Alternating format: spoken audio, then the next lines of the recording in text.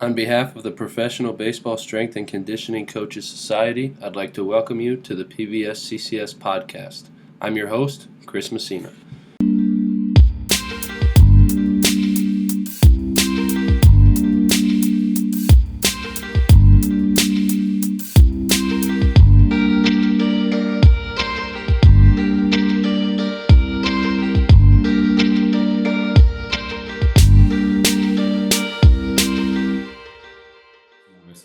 All right, everybody. I'm here with Ryan Harrel of the Arizona Diamondbacks organization. Ryan, thanks for coming on, man. Appreciate your time. Tell the listeners about yourself, if you would, please. Yeah, thanks, Chris. I appreciate you having me on today and excited to talk to you for the next 30, 40 minutes. But yeah, just a little bit about me. I'm a strength and conditioning coach with the Arizona Diamondbacks. Just finished my third season. I spent year one at our low A affiliate in Visalia, California, year two at our high A affiliate in Hillsboro, Oregon, and then this last year at our double A affiliate in Amarillo, Texas. Just a little bit about me, my journey, how I got to where I am. I'm from a small town in Oklahoma called Cashin. It's north of Oklahoma City, about 45 minutes. Great place to grow up. I enjoyed it a lot. Kind of my first memories of being in the gym was as a freshman in high school. I played mostly football and baseball. So that was the first time we had structured lifts and workouts, and I really enjoyed being in there with my friends. All working hard, to help the team, to help ourselves, and just the environment of, if you want something, you can go in there and work hard and achieve that. And then on top of that, our strength and conditioning coach, Coach Robertson, was somebody that I became very close with.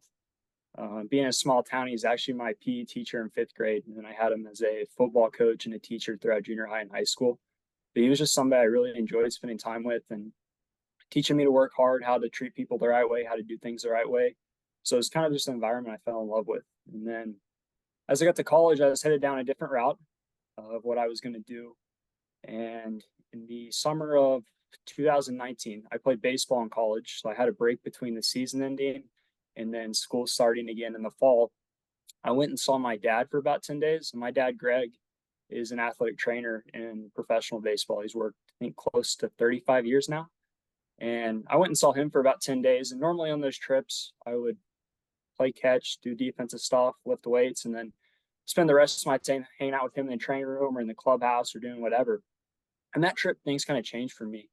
I found myself spending all my time in the weight room with the strength coach there, Rob Reichert Jr., and we became very close, had a really good relationship. So spent about 10 days there and just asked questions to Rob, picked his brain on stuff. He took me under his wing, let me, do some little stuff here and there to help out. And on top of it, kind of getting older, it was the first time that I think I'd really pay attention to watching guys get called up. And I remember there was a guy that got called up for the first time and just the pure excitement that he had. And I got on the plane to go back home to start my first senior year before COVID happened. And I just remember it kind of hit me. I was like, what am I doing? This is what I want to do. I love baseball. I love the gym. And then on top of it, it's so cool to get to help people accomplish what they want to accomplish in their dreams. So I went back home. COVID happened the following spring in 2020. And I think that's really when I started getting dialed in with my route and what I wanted to do. I started reading a lot more, listening to podcasts. I started studying for the CSCS. And it kind of was at a crossroads. Do I go back and just finish school? Do I go back and play for another year? I decided to go back and play for another year. So that fall, I finished up my classes. And then in the spring, I had my first internship. And that was the internship that I had to do to graduate. And I interned at a place called Edge Sports Performance in Edmond, Oklahoma. And that was a really cool experience for me. It's my first time being on the floor, interacting with athletes, really people of all ages, and coaching, writing programs. And I think I worked with youth, high school, college athletes. I even did a class for moms, a boot camp class for moms. So I just got some good experience and fell in love with it even more. So then I graduated that spring of 21, and I took an internship at Cressy Sports Performance in Florida. And that was kind of a career-changing 4 months for me. Just getting there, I realized how much there was that I didn't know, and really started getting serious about continued education, trying to get better, learning how to coach, learning how to cue, learning progressions, regressions, more about the body, anatomy, biomechanics.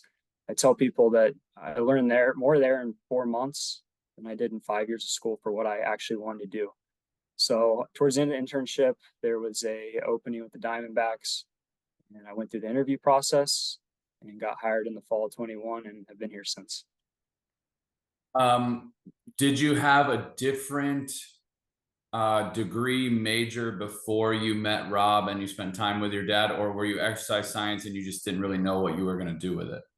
I got lucky. I was exercise science, so I didn't really have to change a lot as far as degree wise and class wise. I think just the biggest thing was I kind of had a purpose and a mission for where I wanted to go. And you said your dad's been in pro ball over 30 years. Yeah. Kudos to him. That's crazy. Yeah. He's with the Rangers for close to 20 years, the Dodgers for 10, Marlins for 5, and he's got some years scattered in with some other teams. He's with the Braves right now, so he's always had my back and a good person to reach out to. That's awesome. I guess if I ever had a son and he wanted to get into pro ball, I'd probably tell him not to. But no, I'm just kidding. It's a great lifestyle. It's a lot of fun, and obviously for you being able to be in the clubhouse and to experience it firsthand, I'm sure once you became a strength coach, there were less surprises for you than somebody who just may not understand what's going on with baseball. Yeah, for sure. I think that was one thing that was easier transition for me, is just understanding the lifestyle, understanding how the game works, how the flow of a day works. It's obviously different when you're a kid and you're just enjoying the day at the ballpark compared to working, but just kind of I knew what I was walking into. There were no surprises as far as the lifestyle and the hours it takes and the time on the road. So that was something I think once I committed to, I was perfectly fine with. Yeah, that makes a lot of sense to me. I think that's something that's been up and coming and much better in baseball that I've seen anyways, is there's more internship opportunities or like part-time seasonal assistant opportunities where you can kind of get your feet wet. You can kind of understand the flow of the day and kind of how everything works, but you're not the like ultimate decision maker wherever you're at. There's not as much pressure to kind of get things right, so to speak. And for me personally, I think it's really good that people kind of get that exposure and get that experience before they make the big decision to get into pro ball, because it does demand a lot of your life, both in terms of your physical health, your mental health, and then also being away from your family for large chunks of the year. And some people, they can do it, some people they can't, but I think it's good to get that exposure early on in your career and kind of help you to make those decisions. And for you, I'm sure it helps that you were playing baseball. Your dad's been around. You've been in a clubhouse now. You've kind of seen all of that. So I do have a question for you in terms of your best professional baseball story. And I guess this one can come with the caveat of either while you've been working or something you saw when you were just visiting your dad hanging out in the clubhouse. Yeah. I think to go off that, it's probably one of my favorite things about baseball, the stories and the laughing and the joking until long years. So I think since I was a kid, that's been one of my favorite things, is just getting to experience that in the clubhouse. And growing up, being with my little brother, we would always go tag along the field. And I was more the quiet one, and my brother was kind of crazy and rambunctious and always doing crazy stuff. So I think as a kid, one of my favorite things was he popped off to a player run in his mouth and got thrown in a trash can, which always makes me laugh. And I think just as, working the last 3 years, a lot of stuff comes to mind, stuff with players and travel stories. But I got one from this year that I like a lot that is PG rated and it doesn't throw anybody on the bus. So we went to Corpus Christi for our second trip. It's the first week of August, and that's the longest bus ride for us in that league, about 11 to 12 hours, depending on stops and how travel goes. So yeah, it's a long one. So we had two options. Sunday night, there was a night game. You could either ride the bus back Sunday night, or you could ride it Monday morning and just spend the whole off day on the bus. And with that, the personal items went on the Sunday night bus and the equipment went on the Monday bus. So Tuesday morning, I get in the field to unpack for the home series, and I open my weight trunk and the rubber foam padding is destroyed. I'm kind of sitting there. I'm like, this is my third year. I've never seen this before. I don't know what happened. The only thing that I could think of is maybe something got wedged in there weird when it got laid on the bus, and it was on there a little bit longer than normal. So I start unloading the gear, and I get kind of the first layer of stuff done. I go to the trunk and I kind of look at it and jump back a little bit, and there's a pretty fat blue crab in there. And I start laughing at first because I'm thinking I had a lot of fun with our bullpen this year, pulling pranks back and forth. And at first I thought somebody snuck a fake crab in there to try to scare me. Like, that's pretty good. So I went to pick it up. And as I went to pick it up, it started moving. So now I jump back 5 yards and I yelled our video guy and our trainer. They come in there. Our video guy goes and grabs a pair of tongs, picks it up, takes it out, puts it on the weight room floor. It's a live crab rolling around. And it's probably as big as both of my fists combined. So we're sitting there just dying laughing, don't know how it got in there. I have this feeling that a pitcher put it in there, but I'm sitting there, I'm like, I packed it up, took it straight to the clubhouse or straight to the bus. If somebody got that in there, that's really impressive. So guys start trickling into the field. We have it out. Guys are laughing. The guy that we did it, make a long story short, ended up, he didn't do it. So the only thing that makes sense to us, we don't know how the crab got there. The only thing that makes sense is I had 2 yoga mats that I travel with, and one of them I kept rolled up the entire week. Nobody used it, and it's already packed, right? So I just picked it up, put it in the trunk, and we think that it might have got in the middle of that, and it went to town on the shrink trunk. I had to throw out all the foam padding and get a vacuum, clean it out. So that was something that I did not have on the bingo card for unloading my travel trunk this year. That's actually incredible. And the reason I asked this first in the podcast is because, like you said, there are so many good stories, good laughs, a lot of joking, some serious things, but it's mostly the funny stuff that you remember the most, right? I have never heard anything close to that one. So kudos to you for stumping me on that one with that story. And then I want to know how old your brother was when he got put in the trash can. I turned 13 that summer, so he was 10 years old. And they threw him in a trash can. They threw him in a trash can, but he had it coming. He ran his mouth, and he had it coming. It was well deserved. I mean, that's pretty gutsy of him to stand up to some guys as a 10-year-old, but it sounds like he's an absolute firecracker if that's what he's doing. Yeah, to this day, my dad and I still just die laughing at some of the stuff he did with players. Just a little kid that didn't have a care in the world. Yeah, I mean, that's awesome, right? Like you're not starstruck around some of the big guys and the big names, and you can just kind of feel comfortable in the clubhouse. And weirdly, like, guys kind of respect that sometimes when you're not walking on eggshells and you're just a regular person around them. And then if you take it too far, they put you in a trash can. Yeah, for sure. What do you believe in within strength and conditioning that others think you are crazy for believing? Yeah, one thing I've kind of changed my thought process on this year, being a AA, dealing with some older guys. In season, I'd probably value 6 days of really good warm-up over guys just coming in twice a week and blowing out a crazy total body lift. And to kind of elaborate on that, I'm by no means saying I'm anti-lift. I think lifting is incredibly important for strength and power development, as well as health, tissue tolerance, and then some of our younger guys, building the engine and the frames that they need to grow into. But when you play 6-7 days a week for 6-7 months straight, priming the body, getting it ready to go every single day is the most important part to stay on the field. I think of it as a car. You have a fast car, it can do a lot of cool stuff, but if you're not putting time into that car to take care of it, it's going to fall apart. I think sometimes guys get in the mentality of, I'm just going to go lift twice a week and spend 45 minutes in the gym, and the other 4 days, they don't come in. And to me, that's 4 days that we're wasting of potentially putting in some time and getting our body ready to roll. So, what I mean by warming up every day, it's just simple, coming in, doing some light cardio, increasing muscle temperature, taking it a step further and doing some and some correctives, right? Returning some muscles off, returning some muscles on, especially with all the overuse that happens in baseball. And then from there, you go from more ground-based to more functional warm-up exercises, and then specific to what they're actually about to go do. So finishing off with some aqua bag drills, some med ball throws before they go to the cage. Maybe it's some altish running mechanics before they go run bases or do defensive work. I just think that it's really important if you want to stay on the field and do it for a prolonged period of time. I also think selfishly from a strength coach perspective, when you see guys 6 days a week, one, that's another opportunity to build relationships with guys. It's another opportunity to check in every day and say, hey, how are you feeling? How's your body doing? Is there anything we need to adjust? Is there anything we can do today to help you out?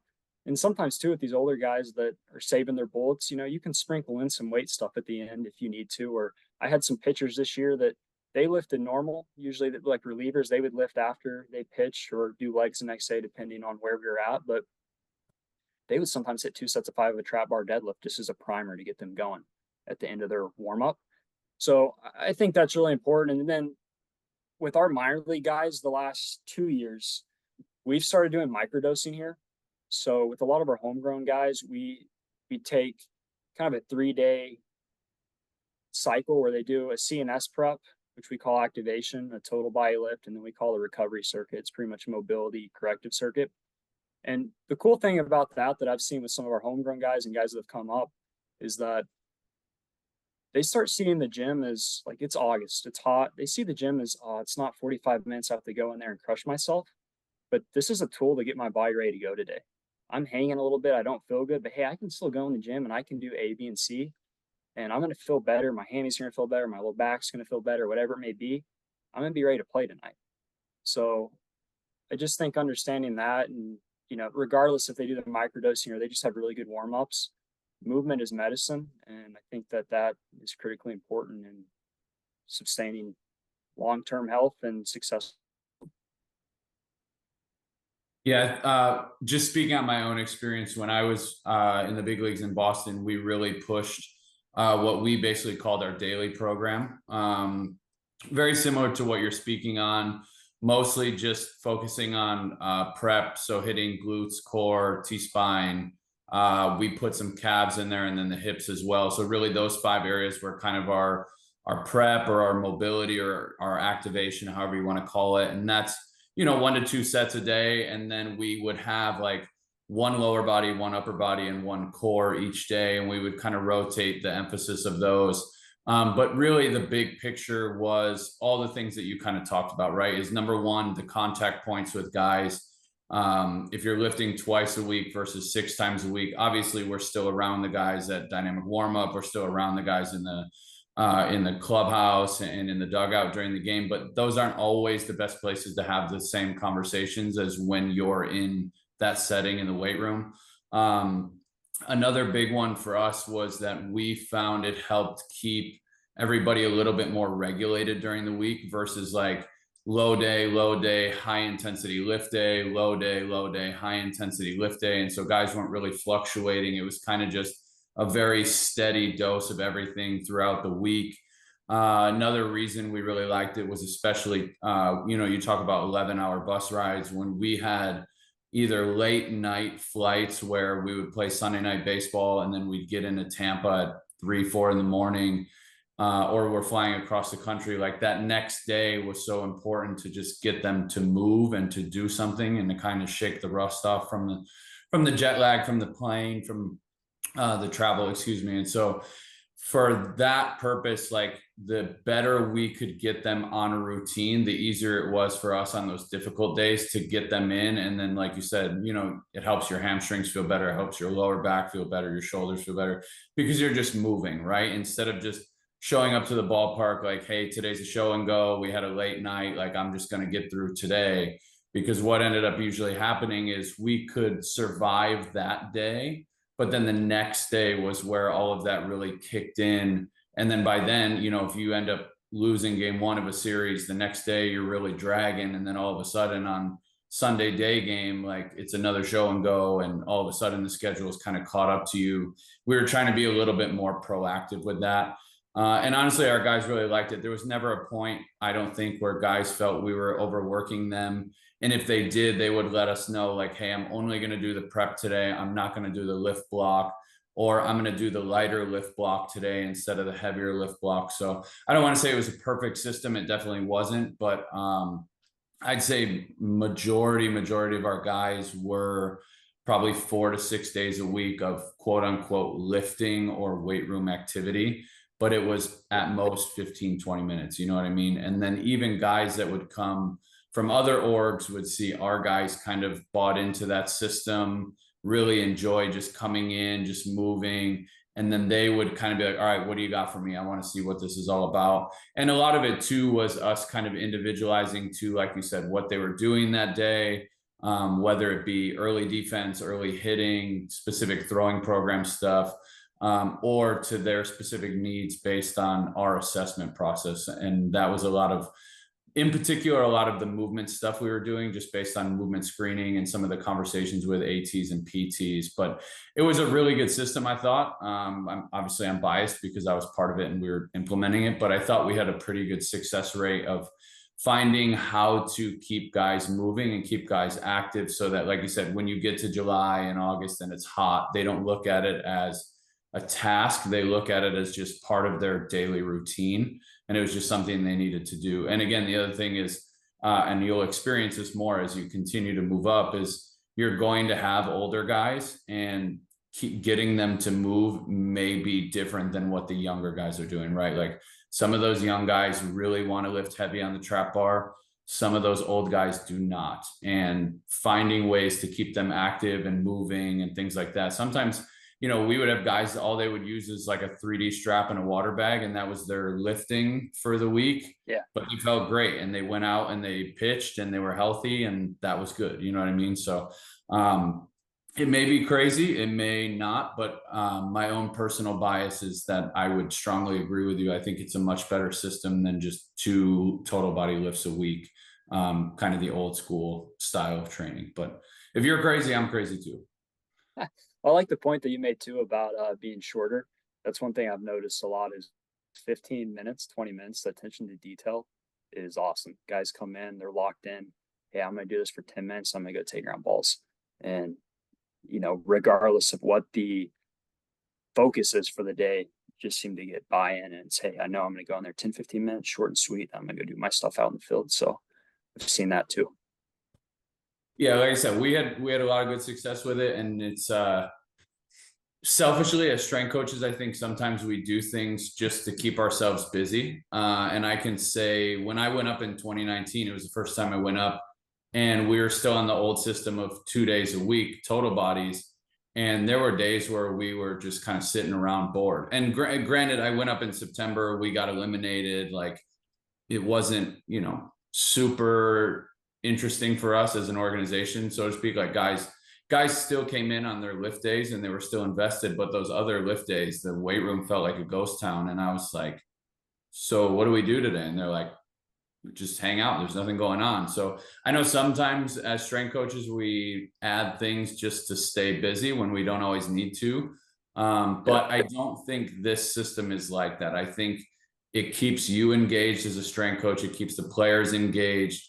And then if there's any like little things that are kind of nagging at guys, you can kind of get them before they become big issues, right? Like if you see a guy every day, hey, how you doing? What's going on? Like, my hamstring's a little wonky today. Like, oh, we can address that. Next day they come in, how's the hamstring? Dude, it's great. No problem at all. Versus you don't see them for 3 days in the same context. And then they're like, dude, my hamstring's been barking for a week. And you're like, why didn't you say anything? And like, well, I haven't really seen you, because this, that, or the other thing. And then the other thing too, that we really haven't mentioned is, if you go the 2 day a week system and a guy misses a lift for whatever reason, say it's a bad game schedule, you know what I mean? Like the Cubs play a lot of day games. So like when we went to the Cubs, the one time we had like 2 day games and like a random night game mixed in, weird schedule, didn't get a lot of guys in the lift.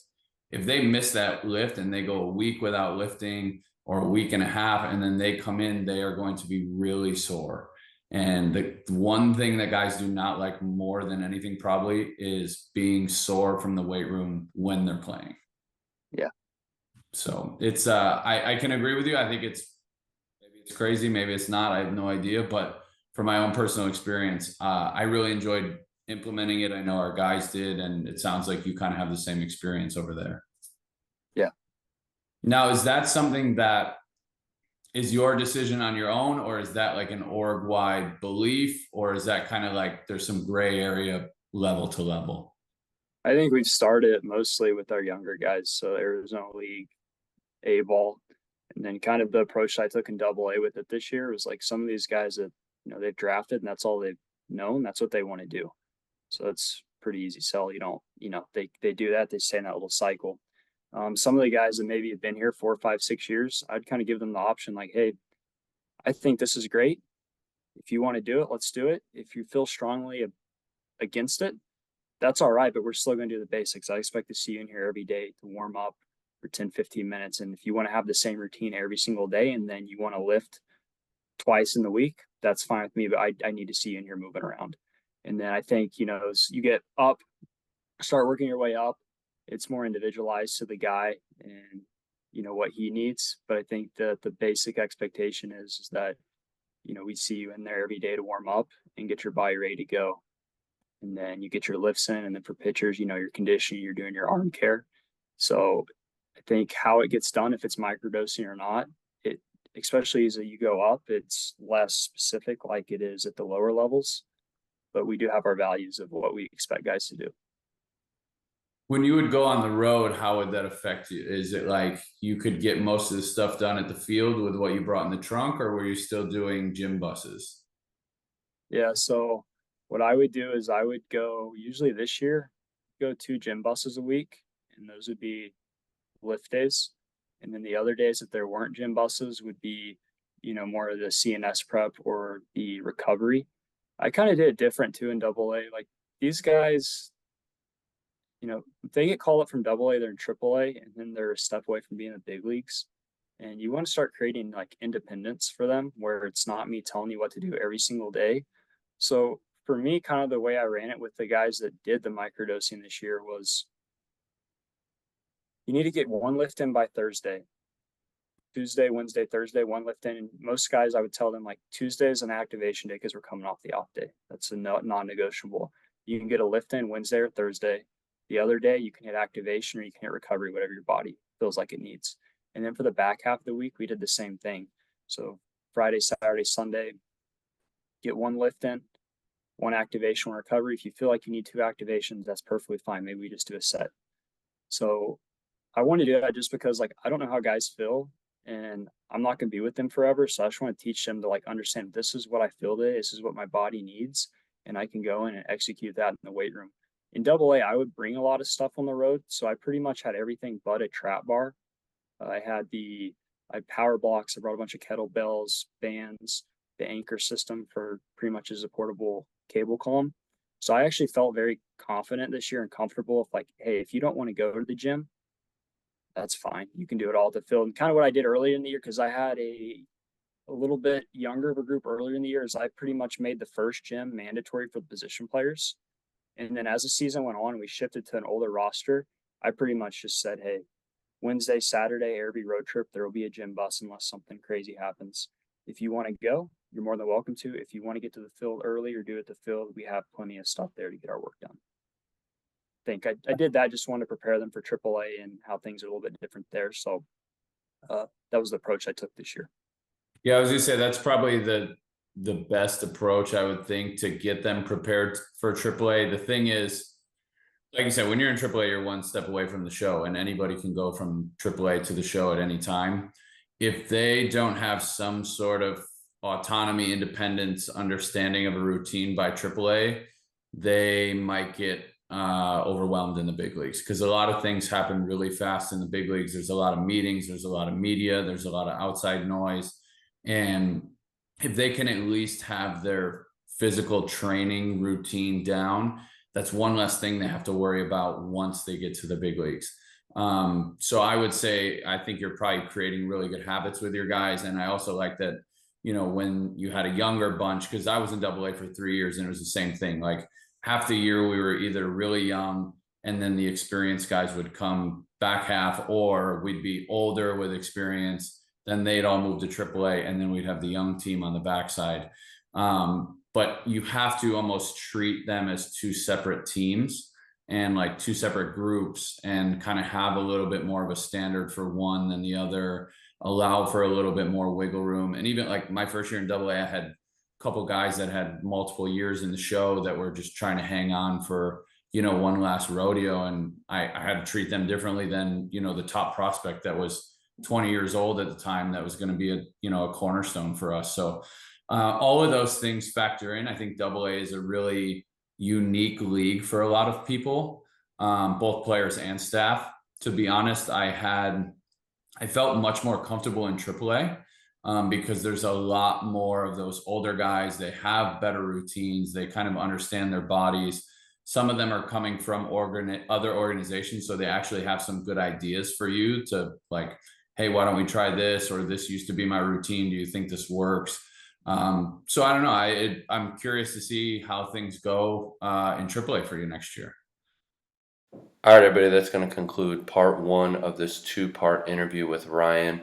I hope you enjoyed this one. It was cool to hear about his journey into baseball and how his dad and some others really influenced him into the field of strength and conditioning and into pursuing professional baseball.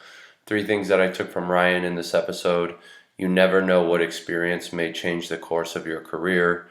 Having daily touch points with players allows for on-the-fly adjustments, and shorter daily training blocks can provide a lot of value for keeping players consistent while they're in season. With that being said, I hope you enjoyed this episode, and we'll talk to you again on the next one.